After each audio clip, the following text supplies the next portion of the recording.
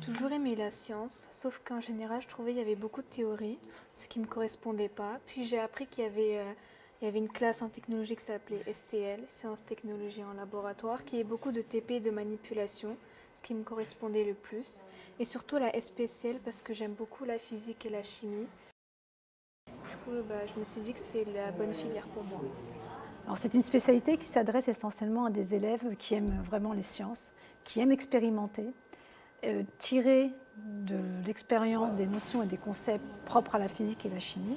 Au cours de la première année de SPCL, par exemple, on apprend aux élèves à maîtriser des appareils de mesure. Ils apprennent dès la première année à maîtriser des gestes expérimentaux de base qu'on retrouve dans les laboratoires. On leur apprend aussi à avoir un esprit critique, puisque toutes ces compétences que doivent acquérir l'élève font partie de la démarche scientifique.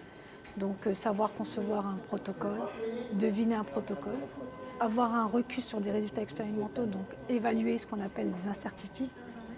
Là, nous sommes en train de fabriquer un conservateur en chimie avec les produits chimiques. Dans le ballon, j'ai mis des pierres ponces pour homogénéiser l'ébullition.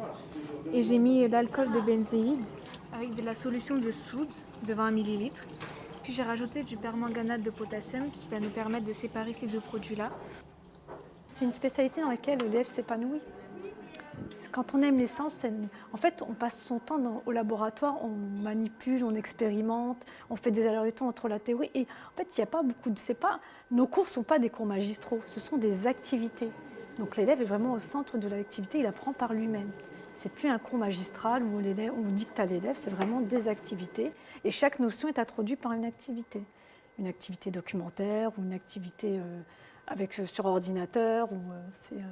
On va s'appuyer beaucoup de ce qu'on a fait durant le TP pour construire les notions, pour construire la théorie. On ne part pas de rien en fait. Ce n'est pas le professeur qui fait son cours et l'élève écoute. Non, mais c'est l'élève qui est vraiment au centre des activités. Et les élèves, pendant les séances de TP, ne travaillent pas seuls. Ils sont tout le temps en binôme. Et c'est presque, entre guillemets, obligatoire. Puisque c'est important qu'il y ait cet échange entre élèves. On a écrit un code juste là. Et du coup, ça simule un feu tricolore. Avec un feu vert qui s'allume et un feu rouge aussi. Ce que j'ai beaucoup aimé avec le bac STL, c'est justement l'alliance du côté pratique et théorique, qui compte autant l'un que l'autre. En fait, la pratique m'aidait à comprendre la théorie. Je suis quelqu'un qui a besoin de manipuler, de voir de mes propres yeux pour comprendre et d'avoir quelque chose de concret entre les mains et pas juste des théories, pas juste si on a ça, si on ajoute ça avec ça, on a ça. Là, je le voyais et du coup, ça m'aidait à retenir mes cours. Du coup, ça m'a beaucoup aidé pour mon bac. Il faut être quand même assez autonome dans sa méthode de travail. Il faut avoir cette curiosité d'aller chercher aussi de son côté, de faire des recherches à côté pour déjà comme support pour le cours et puis même pour notre enrichissement culturel personnel. Les diplômés peuvent décider de suivre des études supérieures courtes et professionnalisantes.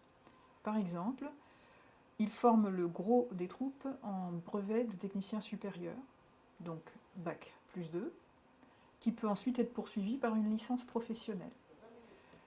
Ils ont aussi des quotas d'entrée très avantageux dans les bachelors universitaires de technologie, bac plus 3.